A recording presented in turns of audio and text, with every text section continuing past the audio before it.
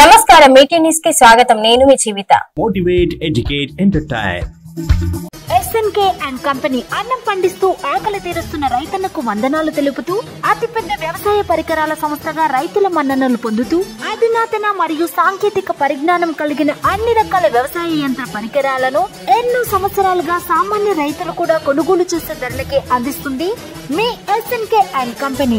ఆమన్గల్ పట్టణ కేంద్రంలోని శ్రీ లక్ష్మి ఫంక్షన్ హాల్లో ఐక్యత ఫౌండేషన్ ఆధ్వర్యంలో ఆమన్గల్ ట్రస్ట్ వారు నిర్వహించిన 10వ తరగతి విద్యార్థుల ప్రేరణ సదస్సు కార్యక్రమం నిర్వహించారు. ఈ కార్యక్రమానికి ముఖ్య అతిథులుగా సుంకిరెడ్డి రాఘవేందర్ రెడ్డి మరియు మోటివేషనల్ స్పీకర్ మహేందర్ పాల్గొన్నారు. ఈ కార్యక్రమంలో నియోజకవర్గ వ్యాప్తంగా 20కి పైగా స్కూల్ నుంచి 1200 మంది వరకు విద్యార్థులు పాల్గొన్నారు. 1200 మంది విద్యార్థులందరికీ ఐక్యత ఫౌండేషన్ ద్వారా ఎగ్జామ్ ప్యాడ్స్, పెన్స్ పంపిణీ చేశారు. ఈ కార్యక్రమంలో సుంకిరెడ్డి రాఘవేందర్ రెడ్డి మాట్లాడుతూ విద్యార్థులు ఉన్నత లక్ష్యాన్ని చేరుకోవాలని, అలాగే నియోజకవర్గ వ్యాప్తంగా మంచి ఫలితాలు వచ్చేలా ఉపాధ్యాయులు విద్యార్థులకు విలువైన సూచనలు ఇవ్వాలని తెలిపారు. ఈ కార్యక్రమంలో ఆమన్గల్ పాండు, తలకొండపల్లి చాంప్ల నాయక్, అధ్యక్షులు, సభ్యులు తదితరులు పాల్గొన్నారు. కర్తాల్ మండల కేంద్రంలోని శ్రీ లక్ష్మీ చెన్నకేశవ స్వామి వారి బ్రహ్మోత్సవాల్లో భాగంగా బుధవారం నాడు అమ్మవారికి కుంకుమార్చన కన్నుల పండుగగా జరిగింది. ఈ కార్యక్రమంలో మహిళలు, భక్తులు అధిక సంఖ్యలో పాల్గొని పూజలు నిర్వహించారు.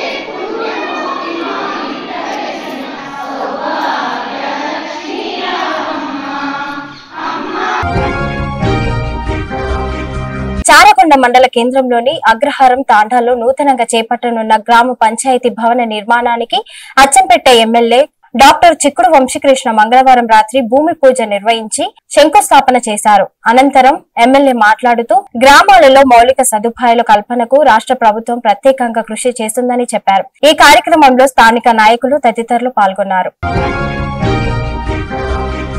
కల్వకుర్తి తెలకపల్లి ప్రధాన రహదారి రఘుపతిపేట దుమ్దుబి వాగుపై బ్రిడ్జ్ నిర్మాణం చేపట్టాలని కోరుతూ ఎంపీ డాక్టర్ మల్లు రవికి Congress party social media coordinator మేకల కురుమయ్య లేఖ రాశారు. గత ప్రభుత్వం హయాంలో బ్రిడ్జి నిర్మాణానికి 50 కోట్లు మంజూరు అయినప్పటికీ పనులు చేపట్టలేదని ఆయన గుర్తు చేశారు. బ్రిడ్జ్ లేకపోవడం వల్ల వర్షాకాలంలో పరిసర గ్రామ ప్రజలు అనేక ఇబ్బందులు పడుతున్నారు. విద్యుత్ శాఖ ముఖ్య అధికారులతో మంగళవారం నాడు డిప్యూటీ సీఎం బట్టి విక్రమార్క సమావేశం నిర్వహించారు. గతేడాది కంటే ఈసారి విద్యుత్ డిమాండ్ పెరిగే అవకాశం ఉందని తెలిపారు. ఒక్క క్షణం కూడా కరెంటు పోకుండా ఉండాలని, హైదరాబాద్ మాదిరిగా ఉండాలన్నారు. Thanks for watching. చూస్తుండండి మీటీ న్యూస్.